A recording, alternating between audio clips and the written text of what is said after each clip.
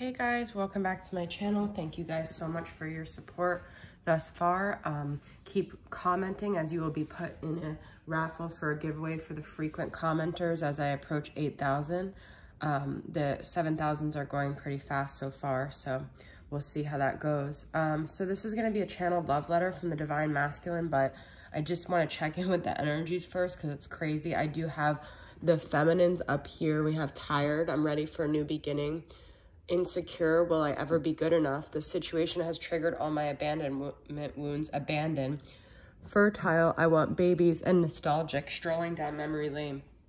I feel the feminine is facing a lot of her demons, like her insecurities, her wounds that this situation has triggered, and it's also causing her to like be in a lot of pain because there's things she wants. It could be babies if you already have babies. It just could be anything that she wants out of life, like she's ready for, or she was ready for when she met the masculine and it didn't pan out, and she just goes over everything that's happened, and it's like she almost feels like it's grief on top of grief she's already experienced in her life, and like the masculine just like touched on wounds that she already had such a hard time dealing with. But I feel the thing with this is that it's an opportunity for the feminine to realize it's not just about the masculine. It's about working through these things that he brought up because he was her ultimate mirror, okay?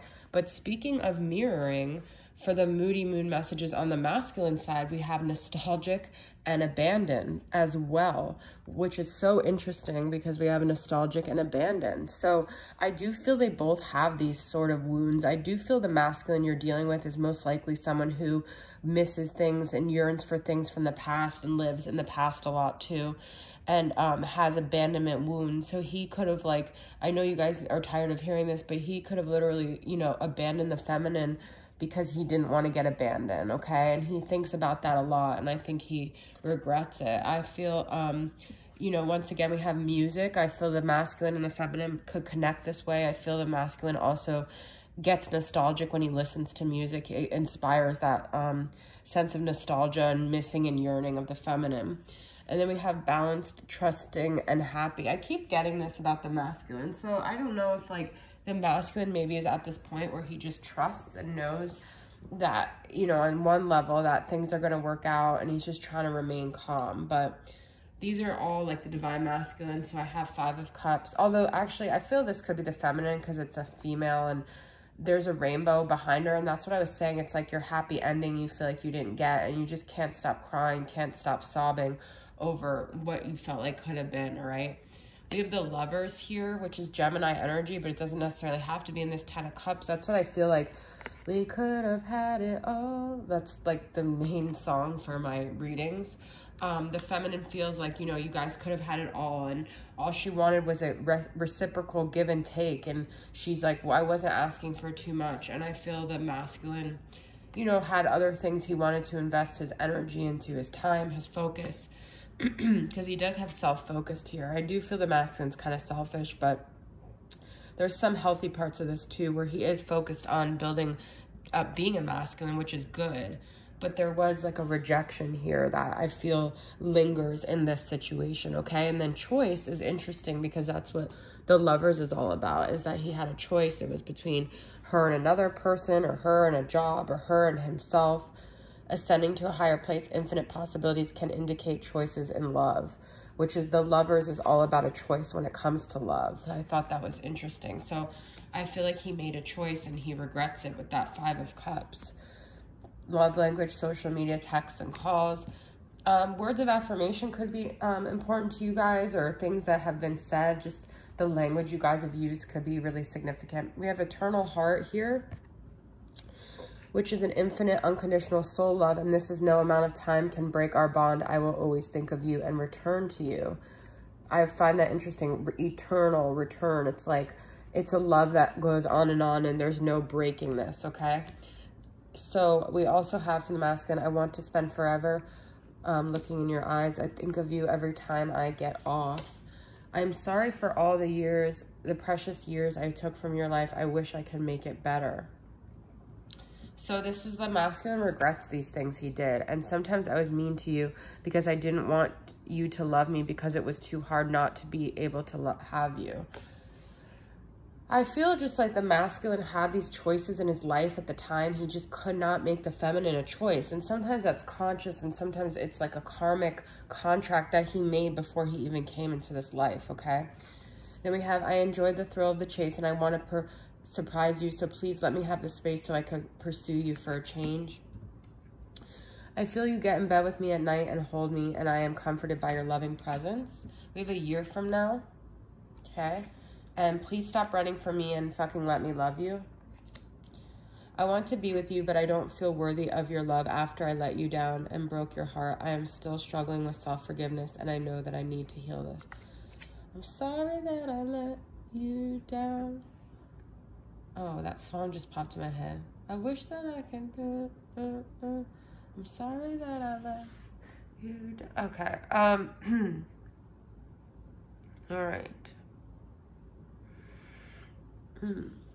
When I first met you, I felt this bond with you, almost like we had known each other in prior lifetimes, and almost like it was so unconditional that I literally can get away with being any version of myself because I knew you would always love me. And I know that's selfish, and I know that's not fair, but it was just this comfortability I felt with you and our souls, and I still feel it. I still feel like no matter what's said between us, no matter what happens, I do feel there's an unconditional bond there. But at the same time, I know that my rejection of you triggered this version of you that wasn't even your highest self. You felt abandoned, you felt insecure. I made you feel so unloved because I had to make choices, and those choices involved me walking away from this connection. But the thing is, I never walked away. In the physical realm, I seem to have moved on, and I seem to have been focused on myself and my life and maybe even another relationship that it seems like I'm happy, but this is all just an illusion. I made choices that now I can't seem to break. And the thing is, I still know and have faith, and I'm still calm about the fact that you and I are eternally bonded. But on the physical, I have made you feel so insecure. I've brought up so many insecurities that have bled onto this situation, and I've caused you so much grief. And I feel like when I think about you, I feel like I imagine your eyes and I imagine you crying, and I can't face that part of me that did so much to hurt you. I didn't give you back. I didn't reciprocate in the way you needed, and I took away all these years of your life that you've been waiting for me. And I know it sounds like a cop-out, because it's like, well, then why don't I just come forward? But like, I can't, because when we make choices in life, we have to commit to them, like whether they're what we want or not. And I'm just trying to do the honorable thing and commit to the things that I set out to do. And I think of you sexually all the time. I want to be with you, and I also just don't feel worthy of you after I did what I did. And I know that you're always like wanting to contact me or connect with me, but I need you to kind of like give me some space. And I know it might be years that we've had space, but I'm just saying I need to know energetically you have forgiven me and taken a step back from everything that's happened, and that we could start a new page. Because if you're contacting me to try to rectify your abandonment and insecurities, I can't do that. I can't even face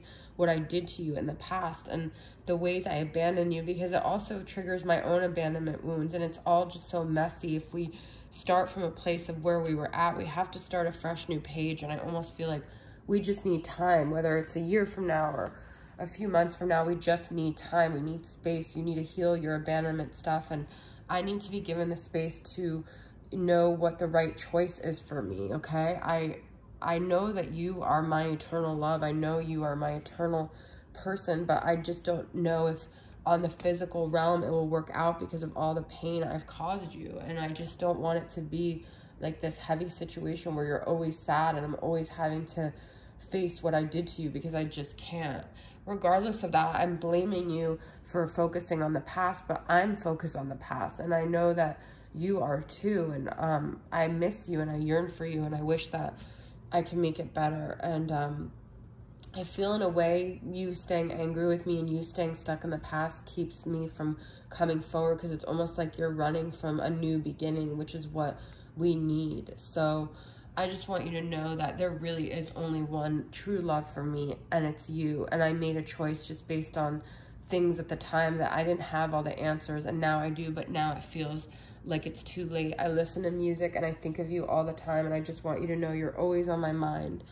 And ultimately, this is my dream, is looking in your eyes and not having any interruptions or distractions, or knowing we could just be together and live in this fairy tale love that I felt we could have had. And I said mean things and I pushed you away because I felt like for some reason I just couldn't have you. There was just too many extenuating factors, and a lot of that was my fault. So I just want to say I'm sorry, and I love you, and even though I didn't choose you, I will always choose you, if that makes any sense. You are my #1 choice, and I'm sorry that I did not make you feel like that. All right, guys, that is your reading. I hope it resonated with you guys, and I'll see you guys soon. Bye.